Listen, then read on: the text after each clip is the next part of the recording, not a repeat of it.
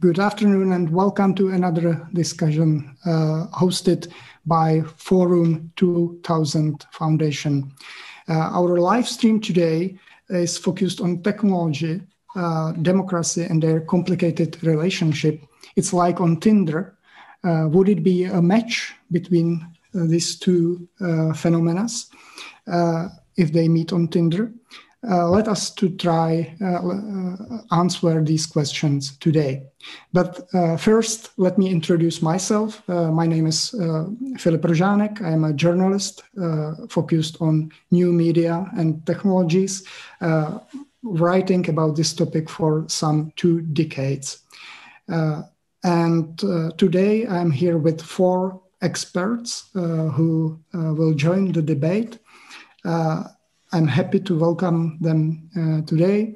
Our first guest today is Nick Anstead, who is Associated Professor of Media and Communications at London School of Economics. He is an expert on North American and UK politics, Western European politics, political participation ideas, and institutions. Hello, Nick. Welcome and many greetings to London. So he can hear us. That's perfect. Second guest who will join our discussion today is Sasha Hanik from Chile. She works as a researcher in the Fundación para el Progreso and will bring the perspective of Chinese influence and Latin America. Welcome. Good afternoon. We are glad you accepted our invitation. Thank you for the invitation. It's an honor to be with all of you discussing such an important topic. Perfect. Another point of view brings our third guest, who is Vitaly Morris. He is head of new media at Internews Ukraine. His recent research offered the case studies of protests in Belarus and Ukraine. Hello, Vitaliy. Can you hear us? I'm looking forward to hearing your views today. Hello, everyone. Thank you for inviting. It will be fruitful discussions since technology and democracy is questions which are widely discussed and should be discussed in our societies. Perfect. Our last guest today is Petra Morefsova, who is experienced in user experience and product marketing. She works at Avast software and is currently focused on building products that help people to take back their online privacy and stay in control. Hello, Petra. Greetings from Prague, I guess, to Prague. Yes. Hello, everyone. Thanks, Filip. Hello from Prague. What are the main topics of our discussion today? The realm of technology is increasingly turning into a strategic competition between democracy and authoritarianism. That's a horrible word, but it's even worse system. Seemingly, powers like China and Russia are getting ahead in this race, while democracies have been responding more slowly. Is this so? If yes, what are the reasons? And rather than seeing the downside of the technology, should we, in the free world, view technology as a tool through which to spread our values and norms? All 4 experts prepared their short opening remarks. After that, we will discuss our opinions, and we will conclude this discussion with questions from you, our viewers on Zoom and Facebook. Simply write down your questions on Facebook, and we will get back to them later. But now it's the right time to hand over the virtual microphone to the first speaker, Nick Anstead. Please share your views with us. Hello, everyone, and thank you very much for inviting me. It's lovely to be here virtually. Obviously, it would be even more lovely in person, but hopefully that is something that will come soon. I think the title of this event is provocative and thought-provoking, and so I wanted to throw out a few observations that occurred to me. Something that struck me, I got my first academic job in 2009, my first lectureship, and at the time, everyone was very optimistic about the potential of these technologies. In fact, you can sort of summarize this as a tale of two rallies. So in 2008, 250,000 people went to Grant Park in Chicago in November to celebrate the fact that Barack Obama had been elected president of the United States. And this, I guess, was kind of a sequence of events, going back to earlier events in American politics and later events like the Arab Spring, where people very positively connected technology with democratic participation. And then, of course, we flashed just 8 years forward, and we were at Trump's inauguration, and he's got there, you know, with illicit Facebook advertising, the spread of inaccurate fake news, and even, in fact, the contested numbers at the inauguration. So, but what, of course, strikes me as interesting is both of these stories can be true at the same time, right? It is possible that there are both opportunities and threats for democracies in these technologies. And in fact, if you read about the history of the printing press, it's not a single unified story about what the printing press actually does.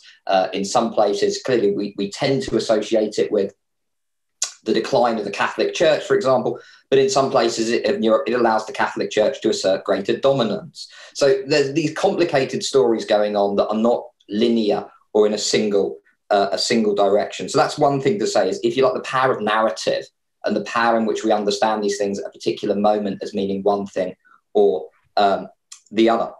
But nevertheless, I do want to say, I think there is a threat. And I think in some ways we risk misunderstanding the threat. I think it would be very easy now in the let's call it the post-Trump era to think some of these threats have gone away, when of course they haven't. The reason why these developments are so potentially pernicious isn't because of individuals, it's because of underlying structural divisions within societies that can be exploited. So it's not a coincidence that, well, we now know both the Russian state, but also the Trump campaign were targeting the African-American community with demobilization ads in 2016, right? There's a reason for that, and it's to do with the structural relationship in American society that makes these ads powerful. So I would say the underlying issues don't go away. And my final observation is, I think we need to be really, really careful with our language. So far in this conversation, and I've done it as well, we've spoken about the relationship between technology and democracy. I don't necessarily think we mean democracy. I think we probably mean liberal democracy. And what, of course, is interesting, and this is, I've just finished a book on fake news, and one of the central challenges in writing a book on that topic is it something we should really be concerned about because politicians have always lied? But one of the very powerful things you see around the world is fake news as a starting point, and only a starting point because it then spills over into other things like legislative action and illegal violence, as we saw in the Capitol in the United States, but actually being used to attack what we call the liberal institutions of democracy. So a free press, an independent judiciary, electoral regulators, the institutions that actually guarantee the rule of law. So this, if you like, I would say is the actual threat. And the threat isn't just based around content. So academics spend a lot of time studying content and looking at what's accurate and what's inaccurate and what circulates and what doesn't circulate. But it's this blurring of these items of content when they move into the real world, when they allow governments to be formed that then actually use governmental power to persecute the same interests who are being persecuted by the content in the first place. So that was sort of my opening thoughts on this.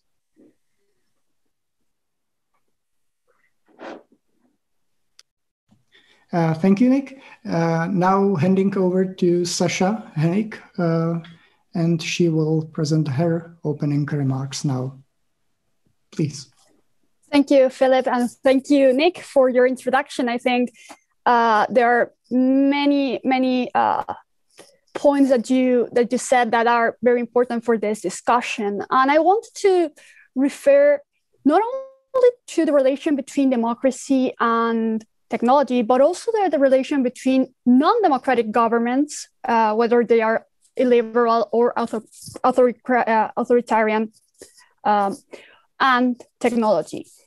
So what you can see in the current world today, as Nick said, is that we had a period of time in which we thought that social media and technology in general would enhance democratic values, but also democratic participation, and as a consequence of that, a better democratic relationship in societies. And obviously that happened at some point. You could see people not only asking for more accountability through social media to their governments, which I believe is very important and is something that the technology in general has enabled in democracies. But also you could see at some point several ways in which technology and all kinds of technology, from the advancements in artificial intelligence to the ability to create better web pages could enhance the relations between the citizens and their governments. And you could see that, for example, when someone wanted to get a document from the government for the register. I don't know. I'm talking about the Chilean case, for example, where we have a central registration of citizenship, and you could ask directly through the internet for a paper, and you didn't have to go to an office. And that can sound very, very simple, but for a country where you don't have a very connected public transport system, and someone had a very hard time getting that paper, is an amazing advancement.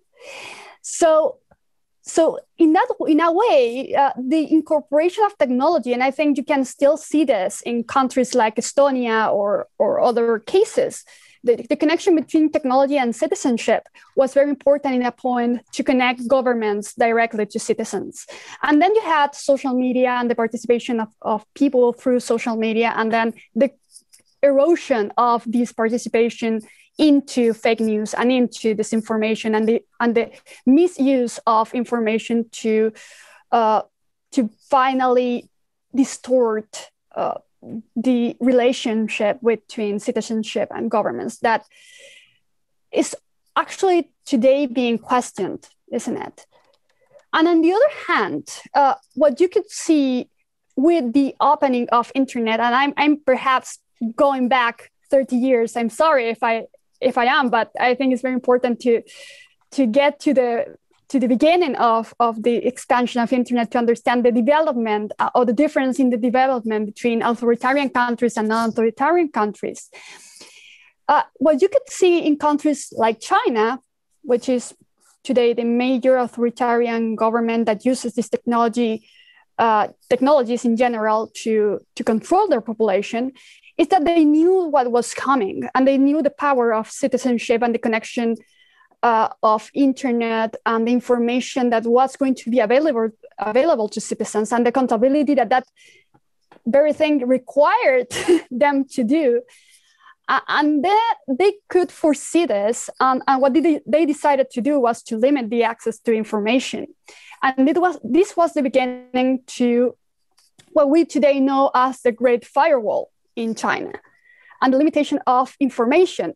And what you can see today in authoritarian countries, again, China is the main user, but they have been expanding this means to other countries. And you can see that now in some countries in Latin America, like Ecuador or Venezuela, or even Argentina, and even Chile to some extent, is that they divided their means of use of the new technologies in 4 aspects. And I would say those are, first, the control of the information in general through the Great Firewall, but also through the production of misinformation through their citizens. And that they call them the 50-cent army, and it's basically paying people to produce information. The second meaning is the surveillance, and the surveillance uses, for example, facial recognition cameras and other means, like even genetic tracking is very, very dystopic at some extent. And they have been disseminating these technologies around the world. I mean, even in the US, you can find Chinese cameras with facial recognition technology used in general public services. The third, I would say, technologic mean that they use is the social credit system, basically using the positive and punishment conditioners to get people to do or behave in certain ways through a score that they provide or assign to certain behaviors, and the reduction of that score where people don't behave as they want them to. So that's the third big mean they use, and they basically copied what we in the West know as the credit system, that you basically have a score for asking for a loan or a credit to a bank. They took that technology, they took that system, and they implemented it in a social way, and that conversion is what makes it so dystopic, doesn't it? And at the end, the fourth mean they use, in which they use technology, and I think it's very important to account, is basically the relation between companies, technology companies, and the state to enable all this system. And in that way, what is done is that law makes companies the law forces companies to provide information about their users to the government, so that your government can use that information to control back citizens. So, and this is basically in the law. If you check the cybersecurity law, you can see that. And if you check other specific laws, you can see how companies, whether we can debate whether companies are really private in China, but I think that the thing is that it doesn't really matter whether they are public or not, because they have to provide that information either way. So I think that could be the most important things to debate in the realm of authoritarianism and technology. Thank you. That's plenty of ideas and topics to discuss later. Now, I would like to ask Vitaliy for his opening remarks. Before we started this debate, he told me he is more optimistic about technology and its importance for politics and civil society. So please tell us your viewpoint. Thank you, Filip. First of all, yes, I'm trying to be more positive about technologies, specifically regarding technologies for democratic movements. Recently, I have published big research how new media and new technologies were used in protest, in ongoing protests in Belarus and on protests in Ukraine in 2013 and 14. And despite all misuse of technologies by the governments, this protest demonstrates that activists, protesters use technology much more effectively. They do have better smartphones. They know how to use VPN to access internet. In Belarus, we had shutdowns of internet, and despite it, the protest continues for 7 months. But the topic of democracy and technology is very wide. But I want to start from my personal experience on traveling to Turkey. Last week, I was in Turkey for skiing, and I had very interesting observation of this society. I was in central Turkey, not in Istanbul, as many tourists go there. And what I was surprised is that Turkey, which deals with COVID more or less good now, and there is no huge rise of new cases in Turkey. The restrictions for citizens still exist. For example, you need to have digital passes to enter shopping malls. If you don't have smartphone, you can access shopping malls. On the weekend, on Saturday and on Sunday, the Turkey is locked. In fact, all residents are not permitted to leave their residential houses. So on the weekend, the Turkey turned to ghost country with ghost cities. But Turkey definitely depends on tourists, and all these restrictions are not directly applied for tourists. So as a tourist, I could walk on Sunday, and police will take note that I'm a tourist, and they will not enforce all these limitations. But I wouldn't judge the Turkish society because it's not a democratic one, but still many Turkish I met, they endorsed all these restrictions, and I was surprised that some countries decide what is better for them. But when we talk about the technologies, we should understand that technologies is a new fashion. And people do invest a lot of money to promote technology and to build like their capitals and provide many services. 10 years ago, we definitely discussed a lot how to use Twitter for news gathering, how to use Facebook for delivery and reaching new audiences for journalism. But now the discussions are much more pessimistic ones. And it's true because with the pandemic, many governments use technologies against citizens, but we should definitely distinguish democratic governments and non-democratic. And within democratic governments, we can see that the issue of privacy, the issue of digital rights became hot issues. In fact, for us, it's obvious to talk about Universal Declaration of Human Rights, which was adopted by United Nations in 1948. But the notion of digital rights and internet freedom is quite new. That's why every country, based on their level of understanding of technologies, based on the current infrastructure on technologies, they decide on their own on all these restrictions regarding pandemic. That's why we see that only few democratic governments decide to delete all information which is collected from with the help of applications for self-isolation, like in Norway or in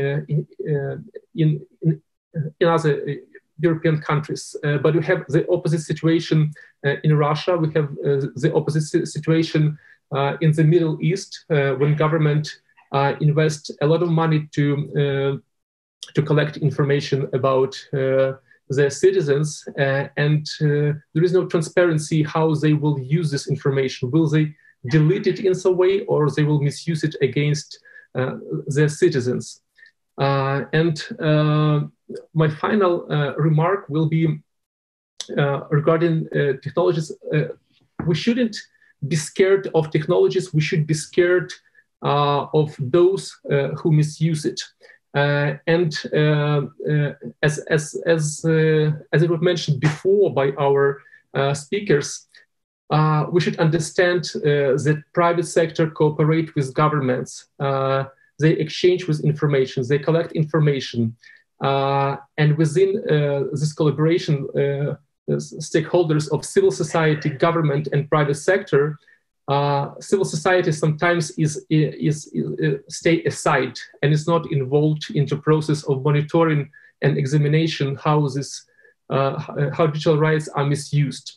So my call will be to provide more opportunities for civil society to engage, to be more engaged into discussions regarding digital rights, regarding the policies, and to push governments and private sector to be more transparent within data they collect and use.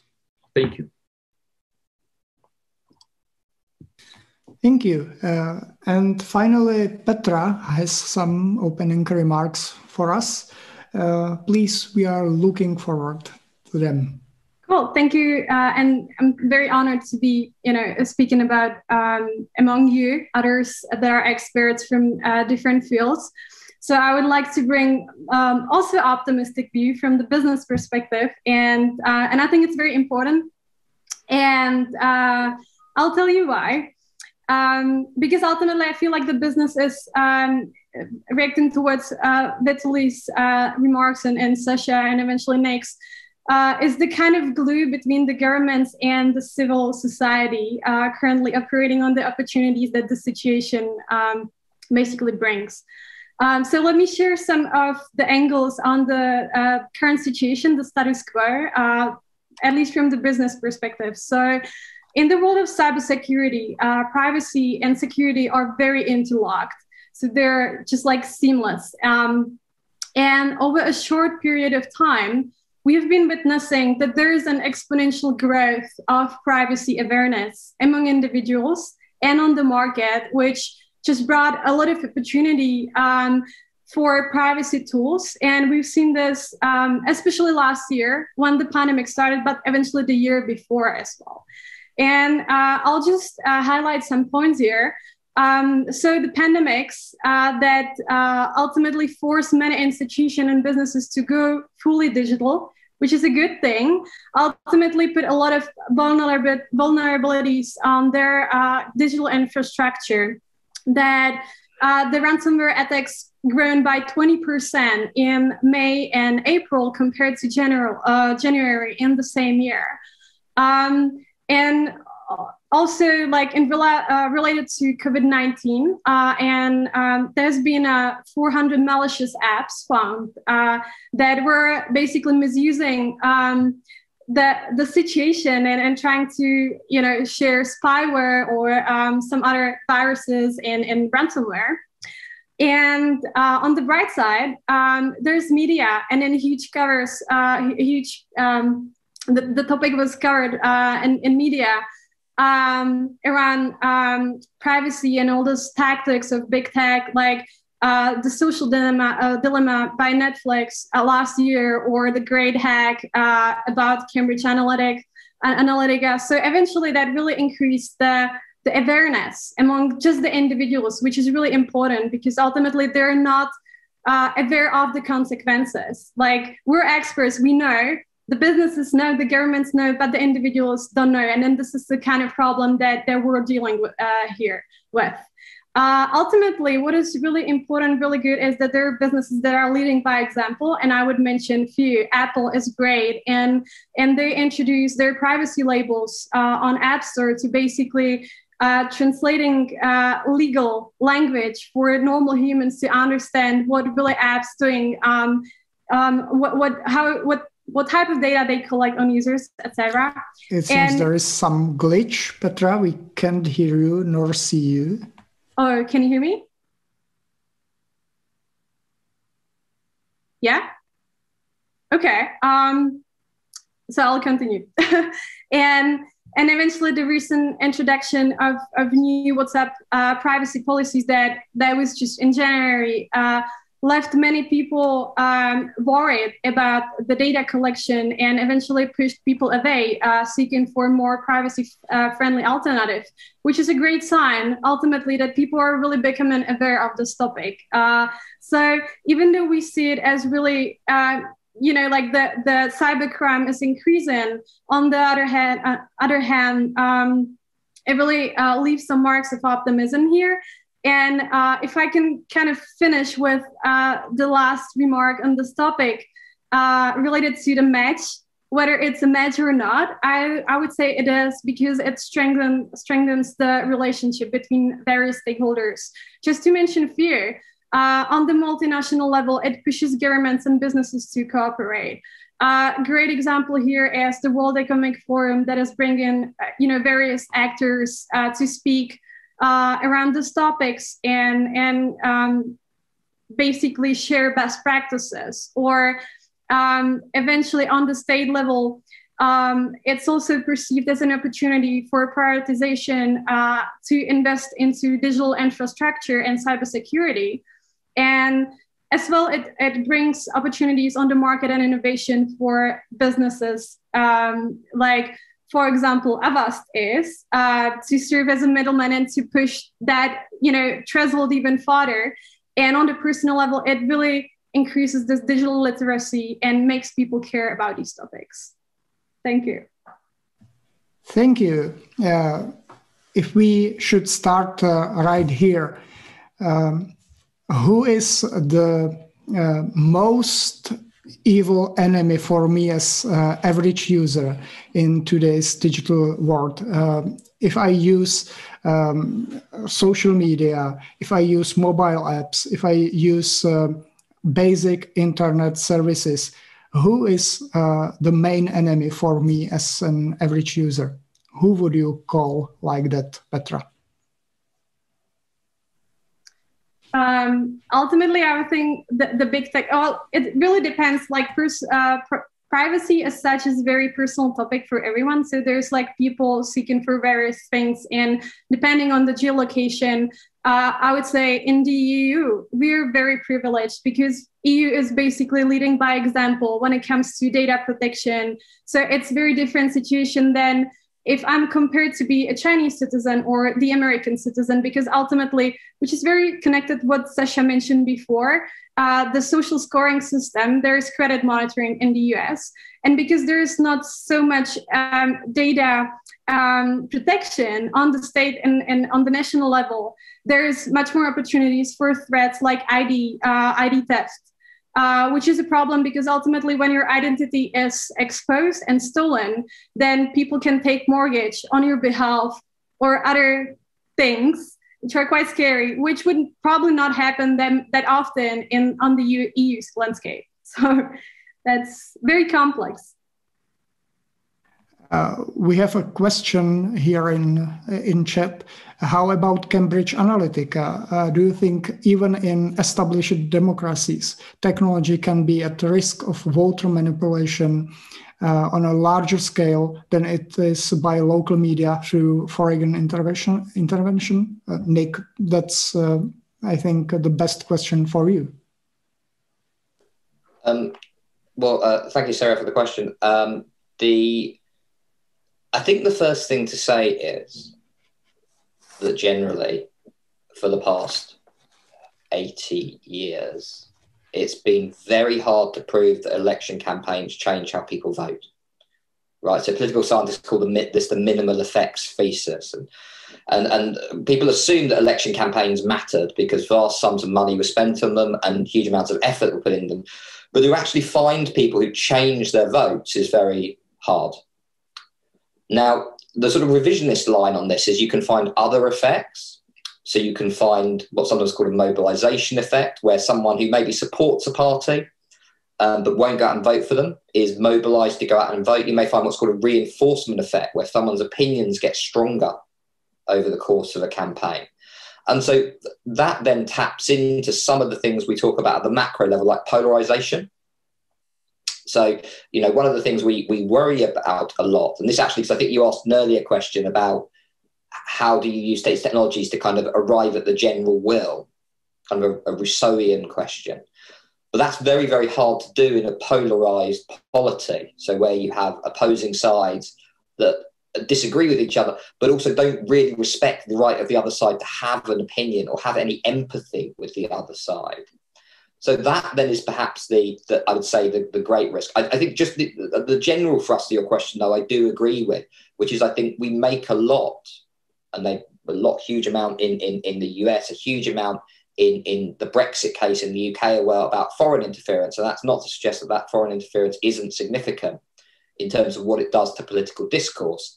But what that does also do is it tends to plug into pre-existing divisions within that society. So your starting point is the division, partisanship that already exists. And that's what leads to these societies being exploitable. So I do very much agree with the thrust of your question. Sasha, do you see such influence in Latin America or other regions? I think there is a key point in what Nick said. We had polarization, we had governments taken down in Latin America before the internet really existed.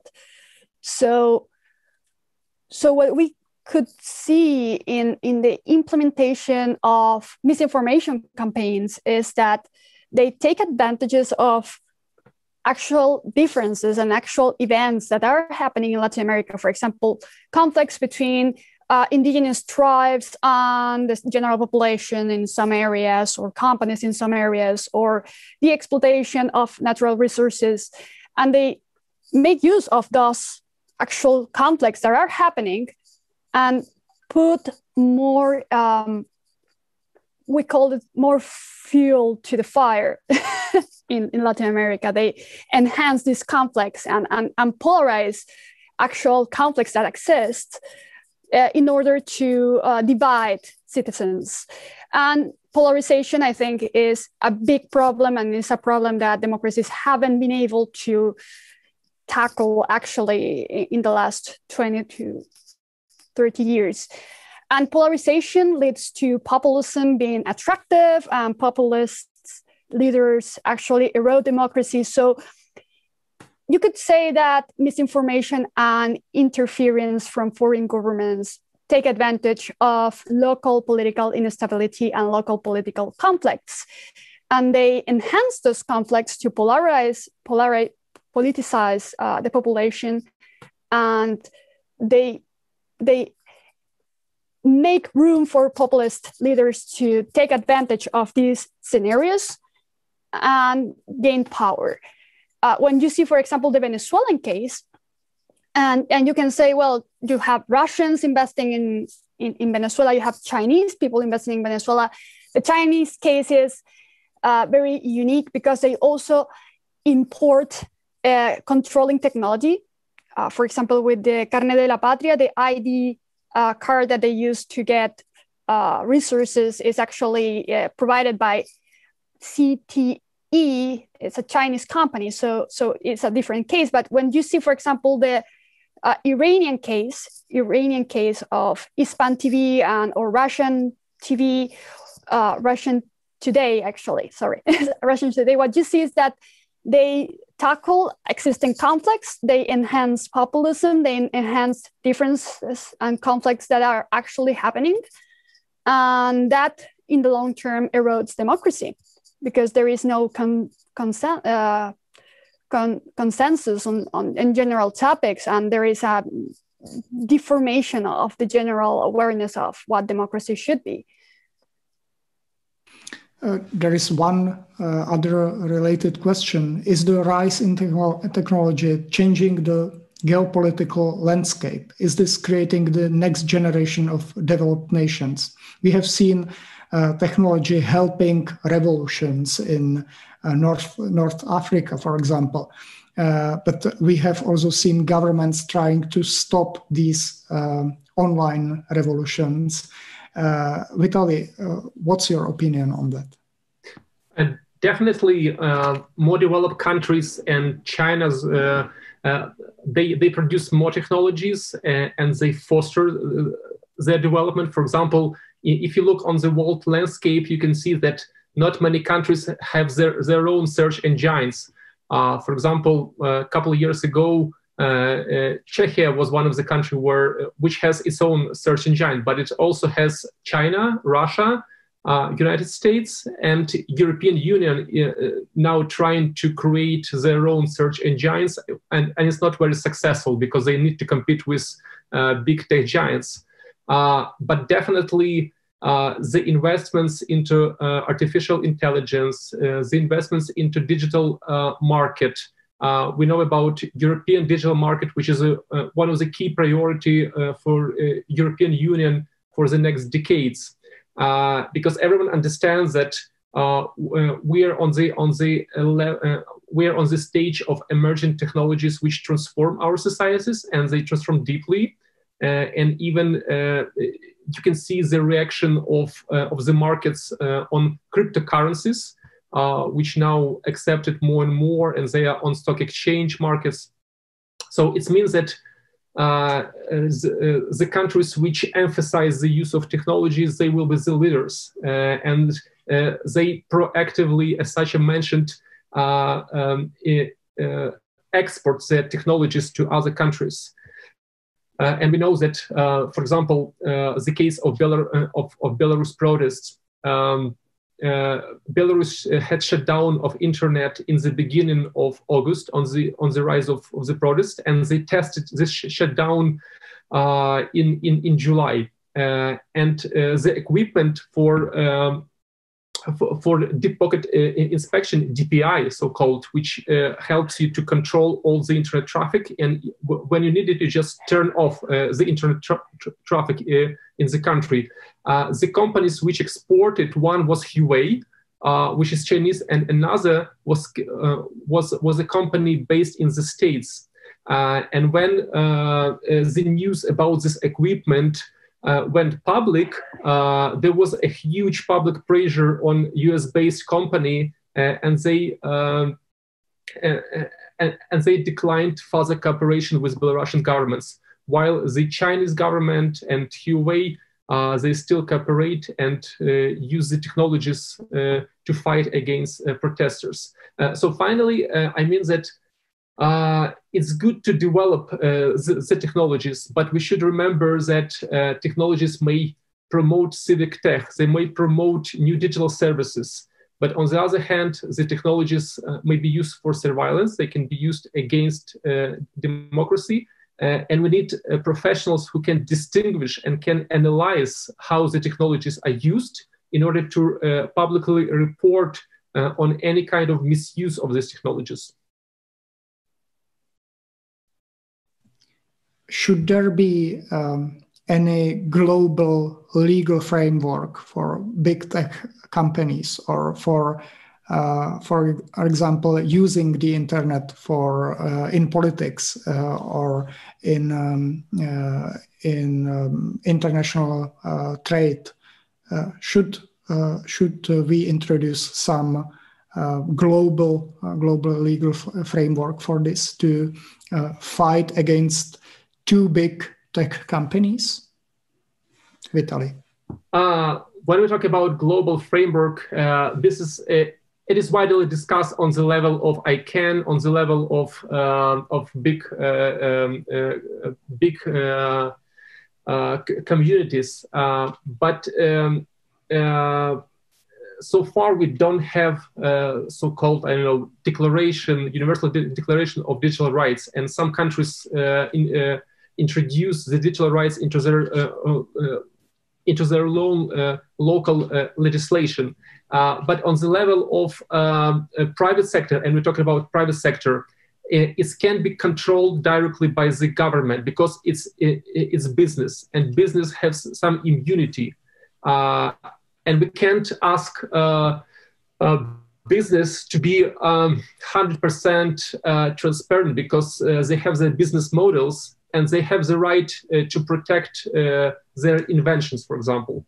But on the same time, there's a good practices of accountability between tech companies when so-called transparency reports. So big tech giants, they usually produce transparency reports and they explain how they use personal data, what is their policies, and they try to make it transparent. And it works with Facebook, it works with Google. They publish annually, they publish their transparency report and they explain which governments apply and ask to disclose information about the users. But it's not applied to Russian social networks. It's not applied to Chinese tech giants. They're quite closed. So I would say that civil society does enormous efforts to cooperate on the one level with private sector. On the other level, to push for more transparency and accountability. Okay, Petra, should I be afraid when using some smartphone apps? In recent months and years, there was big discussion if people should use applications like TikTok or FaceApp. Is it dangerous for average user to use such applications? On the other hand, everybody is afraid about privacy, but at the same time, people are using daily social media, Facebook, etc., and provide them much more information than for these applications. So, is there any real danger? That's an interesting question. So I would say that people who are afraid of their privacy, they would not use the apps. On the data level, it basically collects all the information like Facebook. When I compare like TikTok, Facebook, it's the same, pretty much the same thing. Facebook ecosystem is, for example, very interesting because with the disclosure of their privacy policies, when WhatsApp became part of the ecosystem in January when I announced this. So basically, they have so many various touch points how to complete an identity on an individual, which is almost kind of scary, but people still use it. So until they don't, they're not aware or they don't know or they don't care. That's kind of up to everyone's responsibility. Eventually, what I would say that another unwanted effect of TikTok and all these other apps are more digital addiction and the effect on the mental health, right next to the privacy effects. Yeah. And there is a question in chat. Do you think the general public know enough about technology and the use of their data to make informed decisions on sharing information?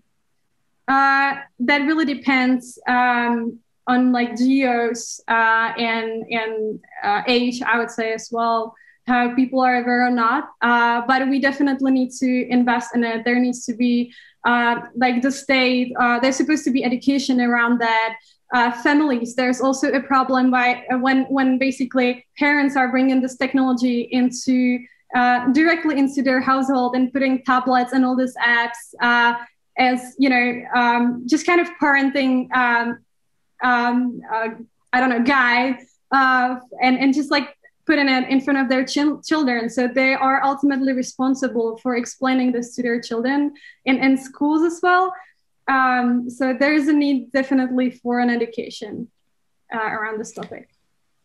The European Commission recently introduced a proposal of a new social media regulation, which would, for example, allow the user to switch off the algorithm used on Facebook for its feed.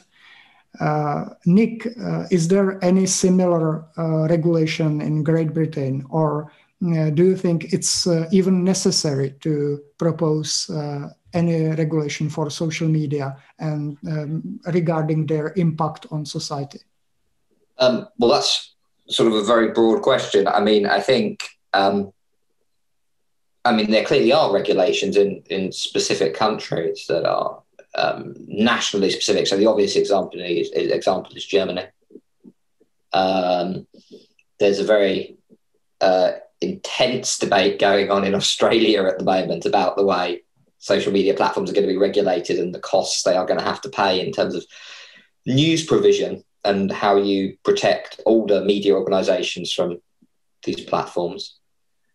I think that if you like, the area that interests me is in some ways the most problematic and in some ways the simplest. And this is election regulation. And in some ways this is, and even the European Union has been very, I think, reticent about any form of regulation that would seem to move into the political environment. So the regulation they're talking about may have impacts, so things like data use, but it's not expressly political in that sense. This is something that generally happens at the national level. And there are clearly problems here in the sense that the jurisdiction of national governments does not regulate international actors and things like that. But there are also mechanisms that can be used. So the obvious one is campaign finance law. So different countries have different regulations in this space. Some countries have spending caps. Some countries have donation caps. Some countries have state funding. You have reporting criteria, things like that. And so these are mechanisms that can be used to control what parties are doing online. One final example I will sort of throw out just because it interests me, and it shows the kind of the role, if you like, of almost accident here, or at least things happening without people thinking them through. So in the United Kingdom for a long period of time, since the 1950s, we've had a ban on paid political advertising on broadcast media. So you can't buy TV advertising, you can't buy radio advertising. A bizarre loophole, you can buy cinema advertising. So very occasionally you'll see a cinema political advert in Britain, but you can't buy broadcast advertising. So the sort of dominant media of the day, it was illegal for political parties to purchase advertising on. Suddenly, almost by accident, we now have a situation where the dominant advertising media of the day, social media, or at least a parallel advertising media of the day, political parties can now spend within the confines of normal electoral regulation. So we do have a spending cap in the UK, but within the confines of that, they can spend millions of pounds on advertising. So we've gone from a situation where essentially advertising was not a dominant part of our politics to one in the space of 10 years where it's become absolutely central. And the amazing thing is we've never really had a conversation about whether this is a good idea or not. It just kind of happened. And so some people have suggested, and I genuinely don't know what I think about it, but I think it's an interesting question, is what would happen tomorrow if we decided that we were going to ban political advertising on social media platforms in the UK. And all we'd be doing is paralleling the previous regulations around broadcast media, but it seems like an incredibly radical or transformative idea, even though it is kind of just recreating the situation that previously existed.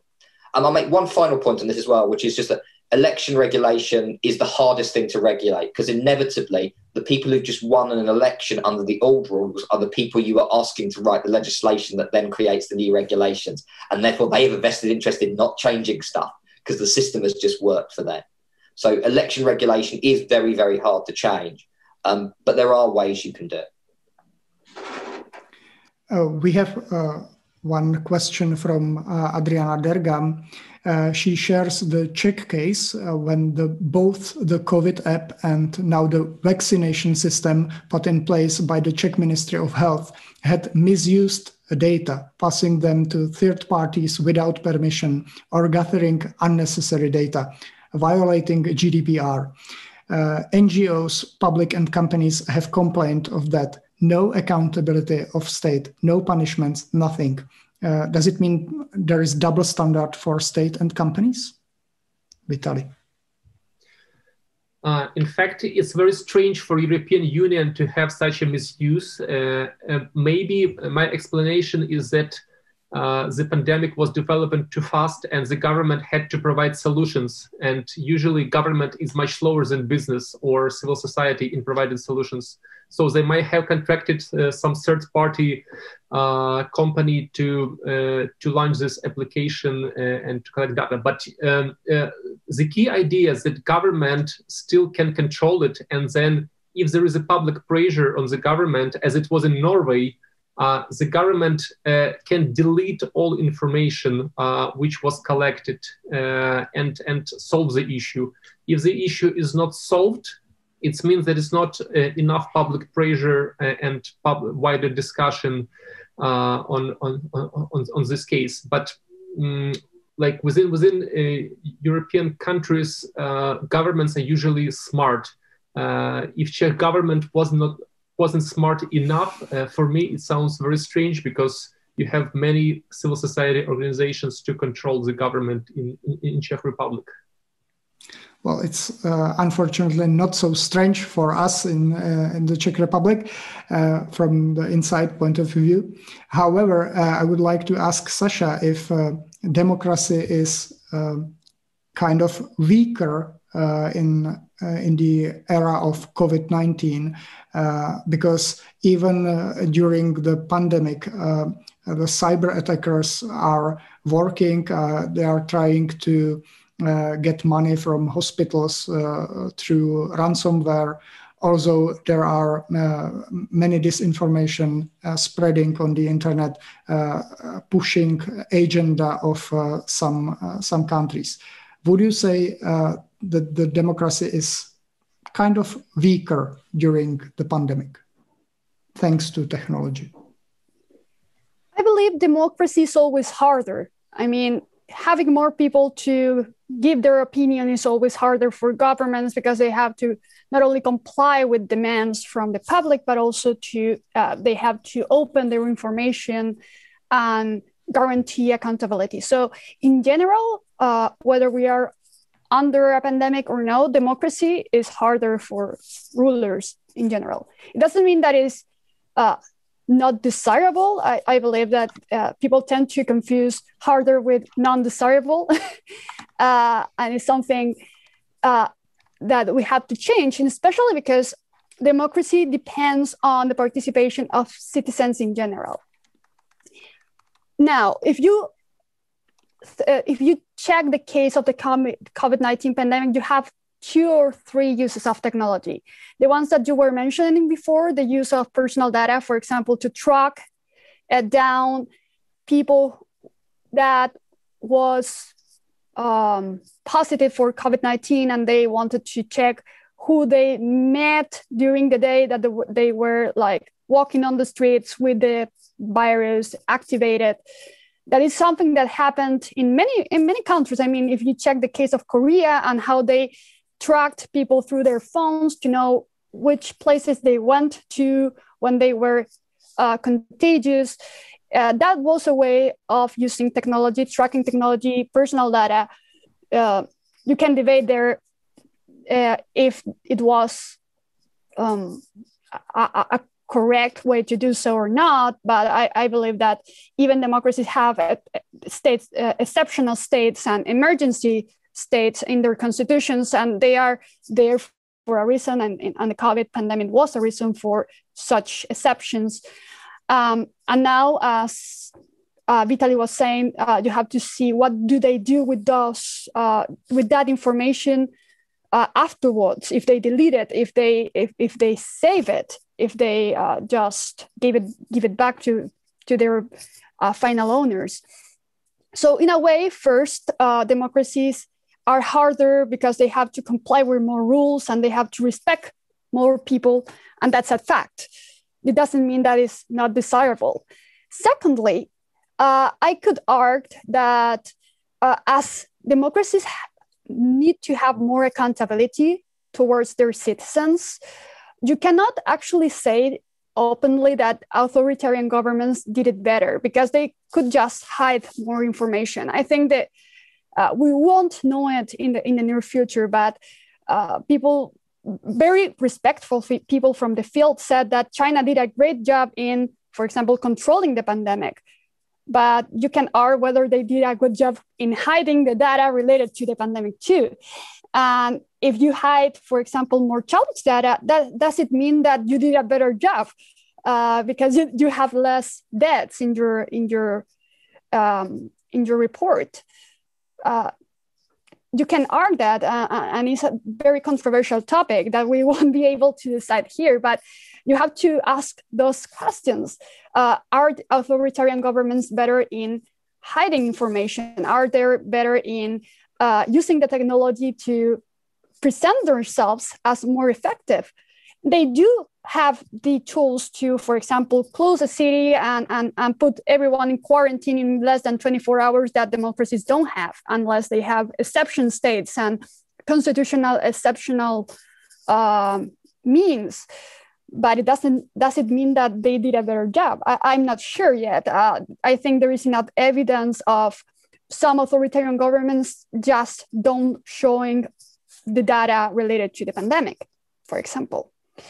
And at the end, you are right in a fact that, in general, cybercrime still works whether we have a pandemic or not. I think cybercrime now targets banks and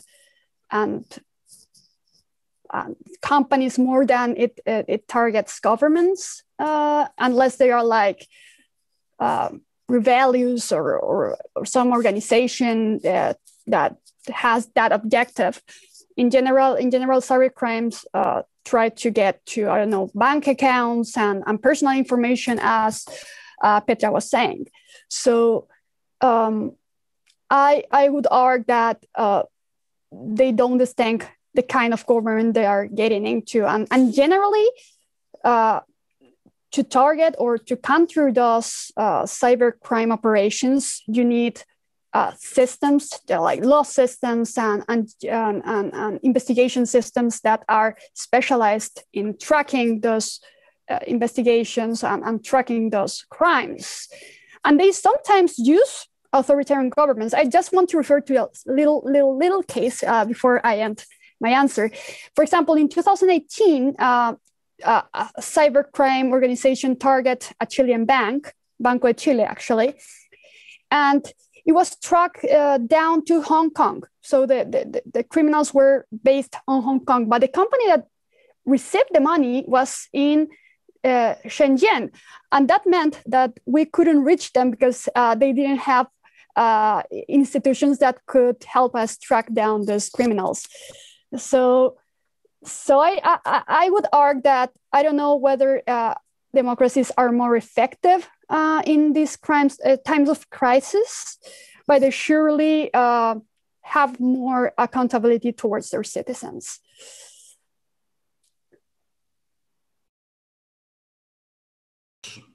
Perfect, thank you.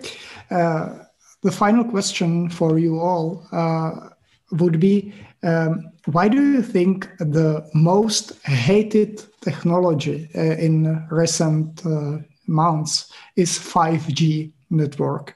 Why do you think this technology leads to many anti-government protests? Why this technology is such a big problem for ordinary people? Do you think it's kind of propaganda, or it's maybe digital literacy of the people? Why do you think the 5G is such a big phenomena, especially in online discussions about technology and democracy? Petra. Interesting question, because I would say that that's, again, it's an opportunity, just like from the technological enablement that 5G can deliver to humanity when it comes to telemedicine and just like other cool things, that how we could really innovate and push the humanity forward. On the other hand, I can understand there's some issues connected with that. But for example, on the security level, that 5G is usually more secure than all the other networks because of the latency and the speed of the network, et cetera, et cetera. Maybe just the way it was introduced, that again, there was the introduction of China kind of going into space, and maybe kind of similar case like with TikTok or Huawei technologies, and you know, like kind of overlapping with politics and the global leaders, just making them very passionate about this topic. But on the technological point of view, it's hard to assess. Thank you. Vitaliy, your thoughts on this topic? 5G topic was very popular. Now there are less discussions, but it is a combination of, first of all, conspiracy theory and plus cognitive bias. So people are afraid during the pandemic time, and it's clear, and they try to find some solutions and some answers. And when governments were not proactive in providing answers, how the virus originated, how it is dangerous or not. People looked for information online. They went to social media, and they were the ones who incited all these conspiracy theories regarding not only 5G, but about the chips and vaccines, regarding conspiracy theories from the first world to all other countries. And this is, we should remember that such lies and disinformation is easily disseminated online as people react emotionally, while all those who debunk misinformation, conspiracy theories, they rely on some rational arguments, and we know that lies spread much faster than debunked information. And we should live in, and we live in the new realm, the new normal, when we should understand that some people can change their biases. So people can live their life with biases, and they believe in what they want to believe. And this is a big issue for all educators, how to find the balance between rational arguments and emotions to deliver the truth and explain how truth functions, and that we should just increase our level of critical thinking regarding any kind of information. Sasha, would you agree with this? Yes, I cannot erase from my memory the image of people taking down the 5G networks because they said that they were the cause of COVID-19. And I believe that it reflects pretty clearly the perception of the general public of what 5G is. I don't know whether people understand the difference between 4G and 5G. I don't know where do conspiracy theories start in the beginning, but I know they have a pretty big impact, especially in the low income neighborhoods, I believe. For example, in Latin America, that was the case. You could see news like the 5G causing COVID spreading very rapidly in March, between March and June. So you have on one hand that, you have in the other hand all the discussion of personal data and the distribution of information and who distributes that information. I believe what happened with Huawei and the 5G licitations or public infrastructure projects in Europe, in Australia, and even I believe, Nick could correct me, in the UK, caused up impression. I don't know whether the impression was due to perceptions or actually due to concerns, but I believe that in general, public became suspicious of 5G because many things came together at some point. For in one hand, you had all the criticizing on who will build this technology. On the other hand, you had all these conspiracy theories of, I don't know, 5G implementing chips in people to 5G causes COVID.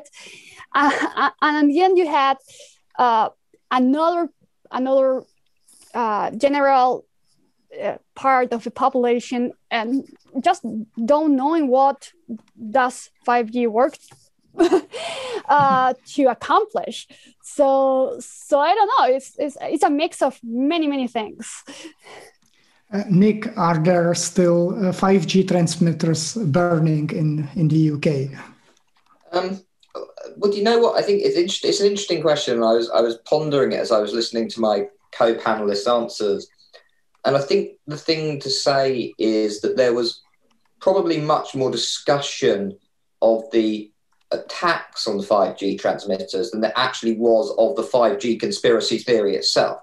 So there's a sense in which, you have the interesting interaction, if you like, here between old media and new media. So, in some random forums on the internet, people are discussing these things. They go out and do these actions.